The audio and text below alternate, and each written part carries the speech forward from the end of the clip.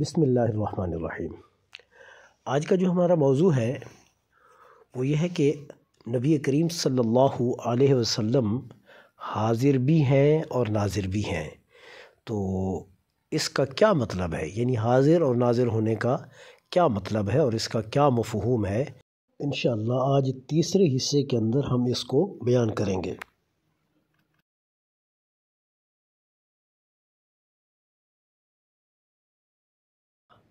الحمدللہ رب العالمین والعاقبۃ للمتقین والصلاة والسلام علی من کان نبیا وآدم بین الماء والطین۔ قال اللہ تبارک و تعالی فی القرآن الحمید والمجید وما هو علی الغیب بضنین۔ الحدیث عن ابی ہریرہ قال قال رسول اللہ صلی اللہ علیہ وسلم من صلی علی عند قبری وکل بها ملک یبلغنی وکفى بها امر دنیاہ وآخرتہ وکنت له شہیدا او شفیعا۔ الحدیث عن ابی ہریرہ عن النبی صلی اللہ علیہ وسلم قال من صلی علی عند قبری سمعته ومن صلی علی نائیا أبلغته۔ آمنت باللہ صدق اللہ العظیم وبلغنا رسوله النبی الکریم الامین المکین الرؤوف الرحیم۔ جتنے میرے دوست احباب سننے والے تمام کے سے میری گزارش ہے کہ آقا علیہ السلام کی ذات اقدس پر ایک مرتبہ درود شریف کا نذرانہ پیش کریں۔ اللہم صلی علی سیدنا و مولانا محمد وعلی آل سیدنا و مولانا محمد وعلی آلہ و اصحابہ وبارک وسلم۔ الصلاة والسلام علیک یا رسول اللہ، الصلاة والسلام علیک یا حبیب اللہ، الصلاة والسلام علیک یا محمد رسول اللہ صلی اللہ علیہ وسلم۔ آج جو ہے ہم تیسرا حصہ اس مسئلے کا بیان کریں گے کہ آقا علیہ السلام کی ذات اقدس حاضر بھی ہے اور ناظر بھی ہے۔ حاضر اور ناظر ہونے کا مطلب کیا ہے، اس کو ہم پہلے حصے میں بیان کر چکے ہیں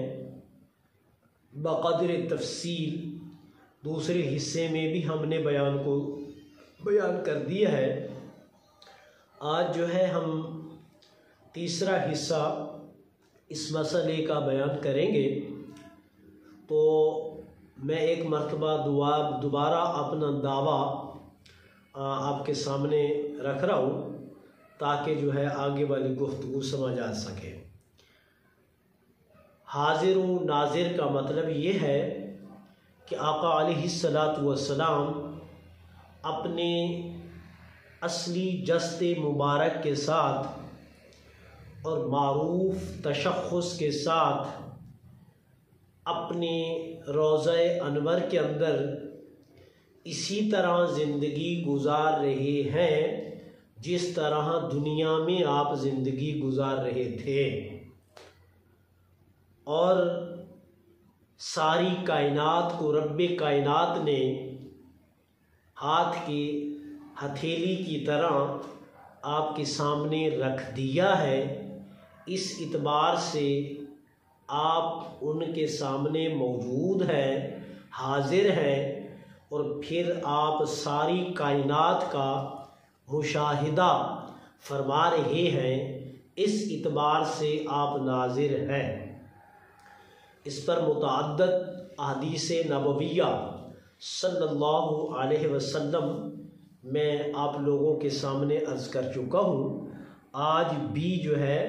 میں نے دو حدیثیں غیر مطلوب کی تلاوت کی ہے،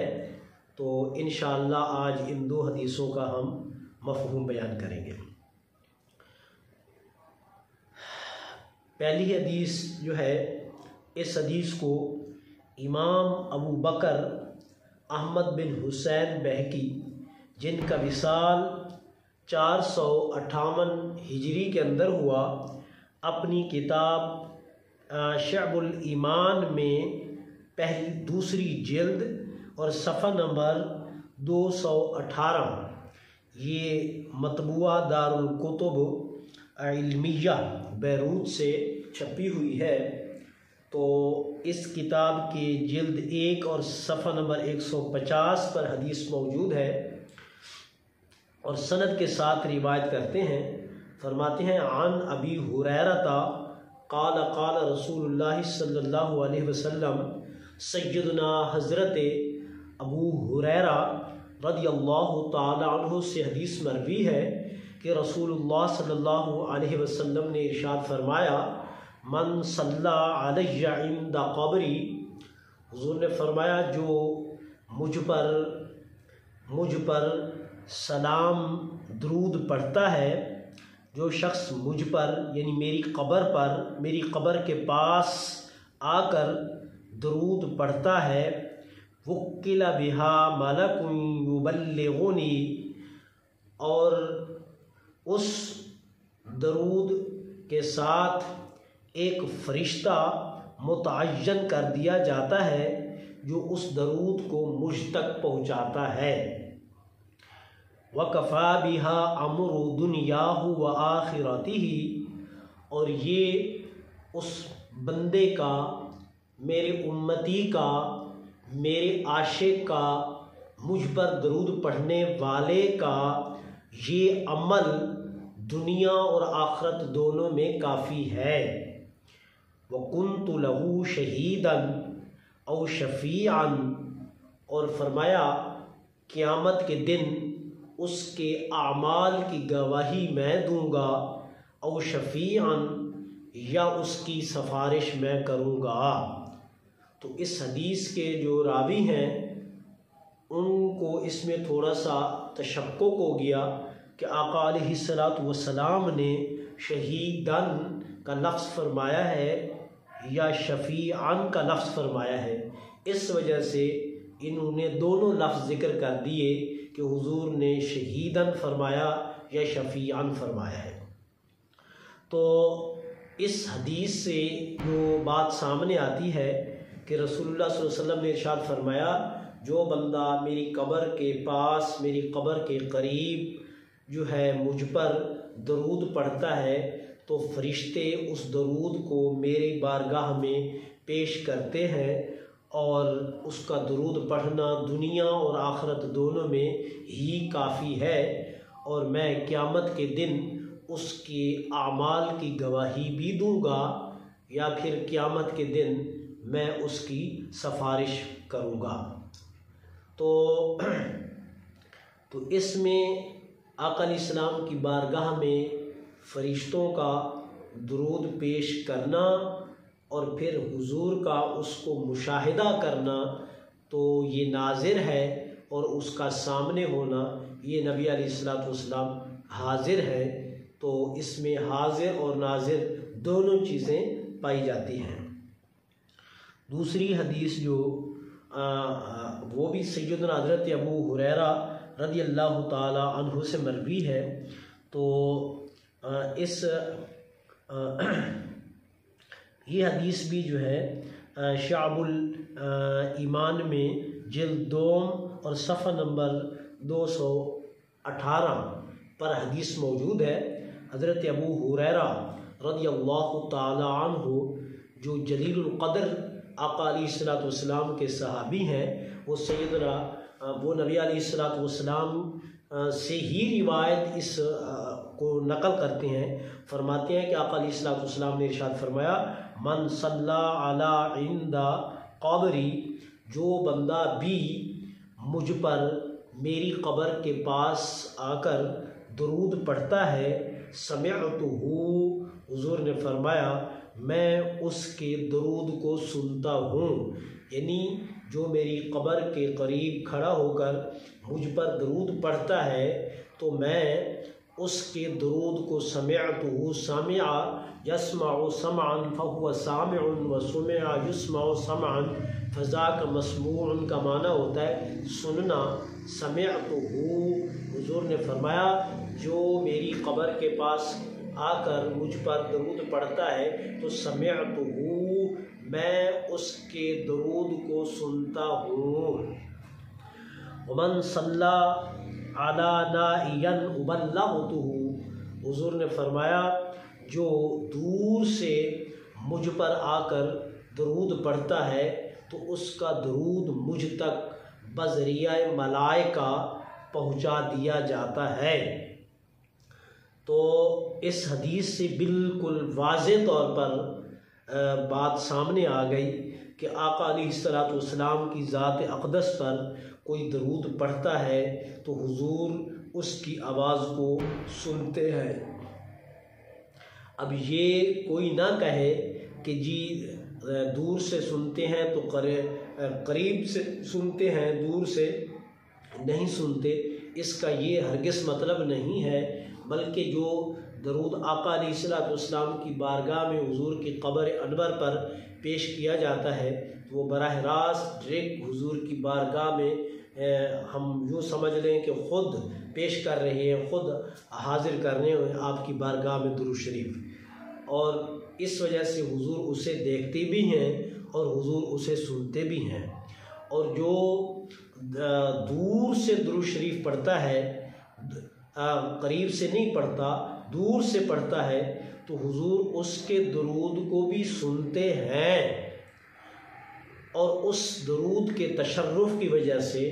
اس درود کی کرامت کی وجہ سے، اس درود کے احترام کی وجہ سے بڑے احترام کے ساتھ اس درود کو اللہ کی بارگاہ میں، آقا علیہ الصلوۃ والسلام کی بارگاہ میں پیش کیا جاتا ہے۔ اس کی اور بھی بہت ساری مثالیں قرآن عظیم فرقان مجید میں بھی موجود ہیں، جس طرح کہ اللہ تبارک ہمارے شام کے سے لے کر صبح تک جو ہم عمل کرتے ہیں وہ اللہ کی بارگاہ میں پیش کیے جاتے ہیں، اور جو صبح سے لے کر شام تک ہم اللہ کی بارگاہ میں جو عمل کرتے ہیں وہ اللہ کی بارگاہ میں فرشتے لے کر جاتے ہیں اور انہیں پیش کیا جاتا ہے۔ جس طرح اللہ کی بارگاہ میں صبح اور شام اعمال کا سلسلہ جو جاری ہوتا ہے تو اللہ کی بارگاہ میں پیش کیا جاتا ہے، تو اس کا یہ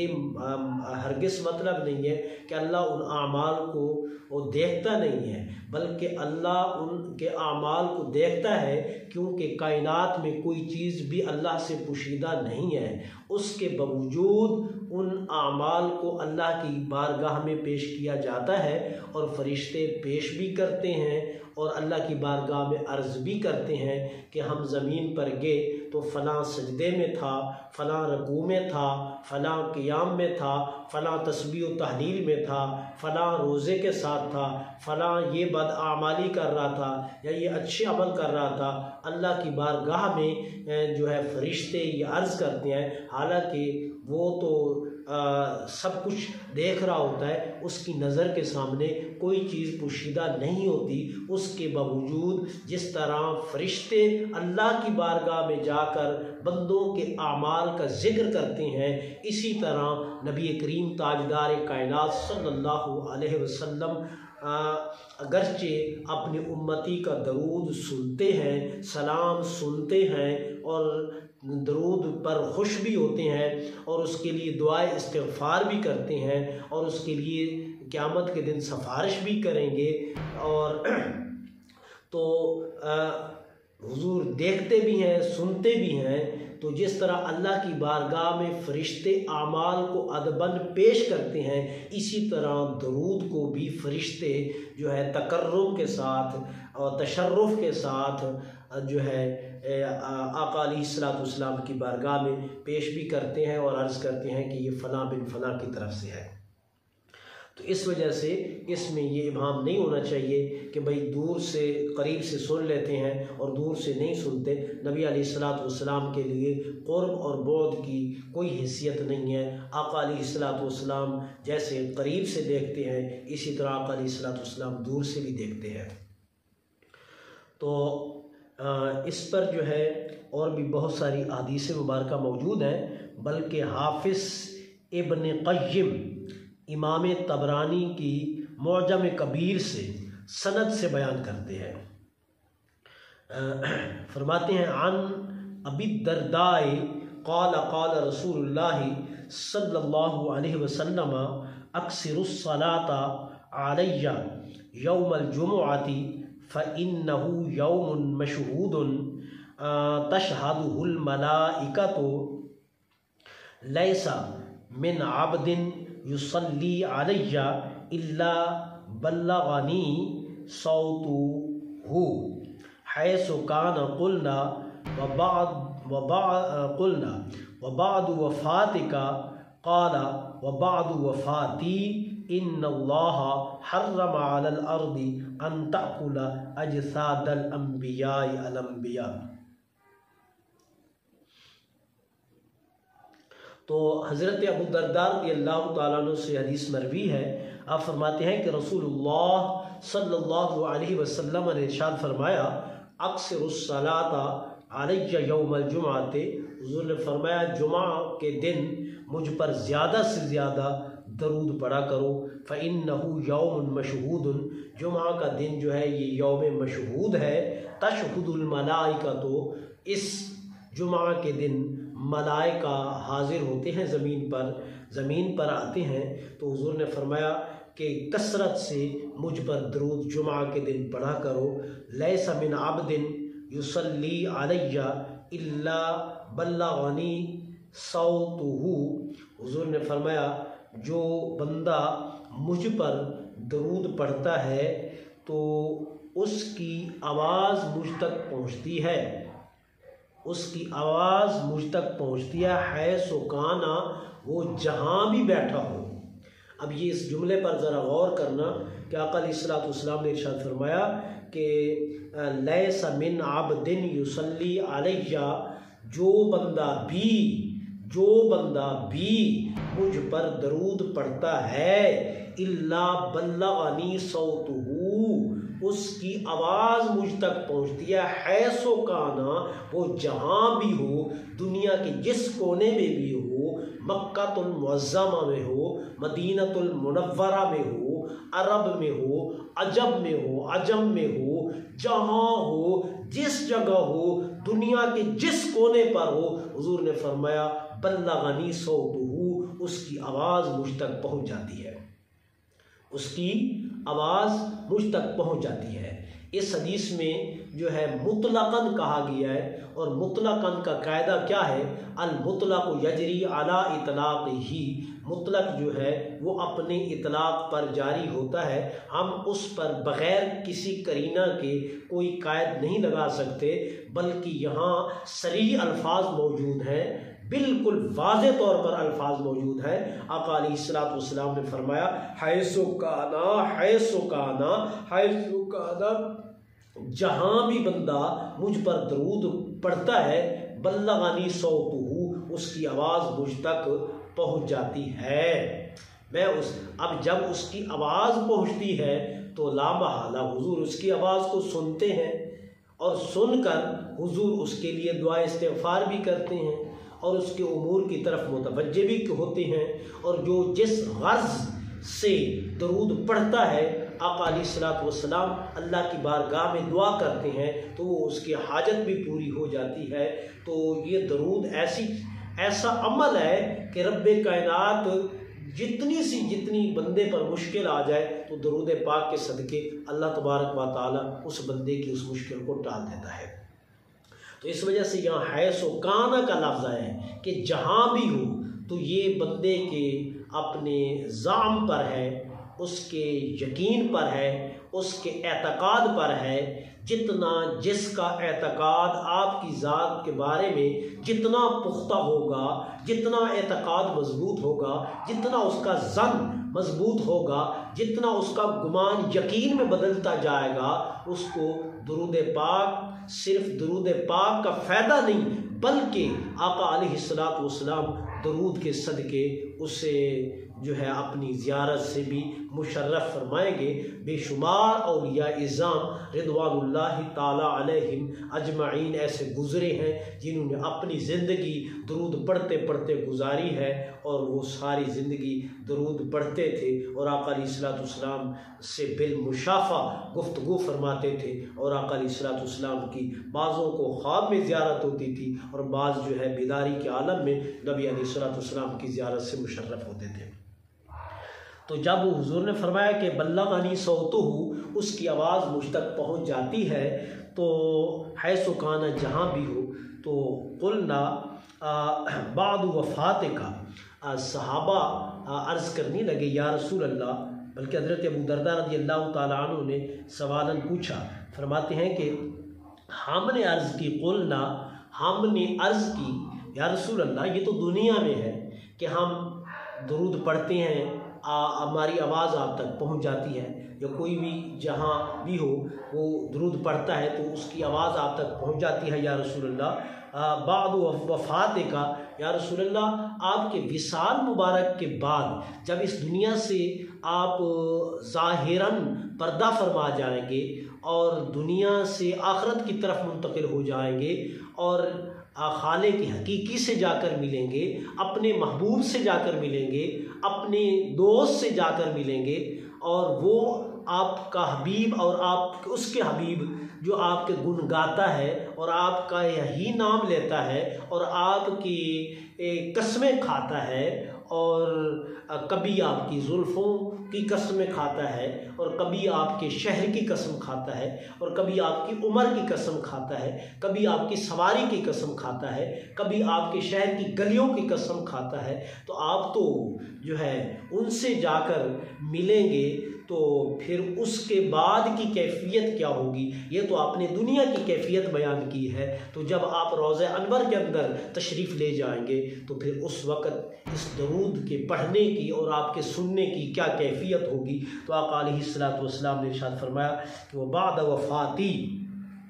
حضور نے فرمایا ہاں میرے وفات کے بعد بھی، میرے وصال کے بعد بھی ایسا ہوگا جس طرح دنیا میں ہے، جس طرح دنیا میں میں تمہارا درود سنتا ہوں، اسی طرح وصال کے بعد بھی میں تمہارا درود سنوں گا، حیث کانا، جہاں بھی جو جدھر بھی ہوگا میں اس کا درود سنوں گا۔ اور پھر آپ نے ارشاد فرمایا ان اللہ حرم علی الارض ان تأکل اجساد الانبیاء، کہ بے شک اللہ نے زمین پر حرام کر دیا ہے کہ وہ نبیوں کے جسموں کو کھائے، یعنی مٹی جو ہے وہ نبیوں کے جسموں کو نہیں کھا سکتی، جب جسموں کو نہیں کھائے گی تو جسم گلیں گے نہیں، جب گلیں گے نہیں وہ سڑیں گے نہیں، جب جسم گلے اور سڑیں گے نہیں، پھولیں گے نہیں، پھٹیں گے نہیں، تو وہ جسم جب تک اجساد انبیاء اپنے مزارات کے اندر موجود رہیں گے تو وہ تر و تازہ رہیں گے، انہیں نہ مٹی کھائے گی اور نہ ہی کوئی اور قبر میں انہیں اذیت ہوگی، نہ ہی انہیں قبر میں تکلیف ہوگی۔ جس طرح وہ دنیا میں زندگی گزارتے تھے اسی طرح وہ اپنے مزارات کے اندر بھی زندگی گزارتے ہیں۔ تو اس دوسری حدیث سے بھی جو ہے یہ بالکل بات واضح ہو گئی اور اس کے اندر کسی قسم کا کوئی ابہام یا کوئی شک و شبہ نہیں رہا۔ تو ہم نے اس پر جو ہے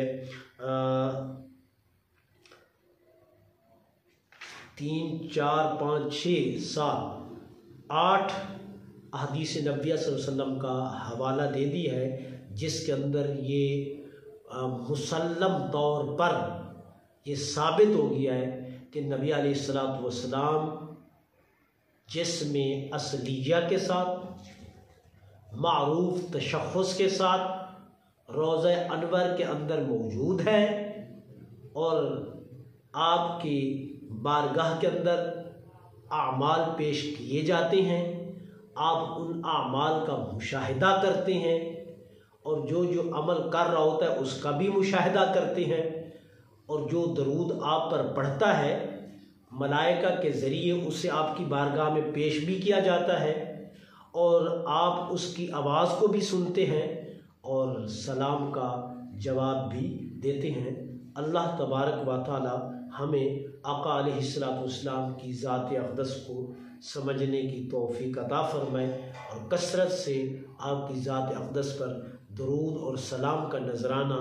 پیش کرنے کی توفیق عطا فرمائے، اس لیے کہ ہمارے اعمال کو حضور دیکھتے ہیں، اس اعتبار سے حضور ناظر ہیں، اور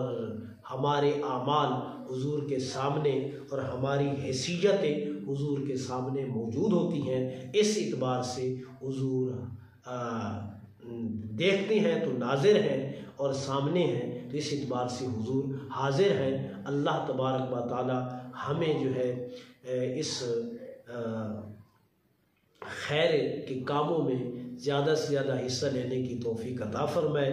اور آقا علیہ السلام کی شان اقدس بیان کرنے کی توفیق عطا فرمائے۔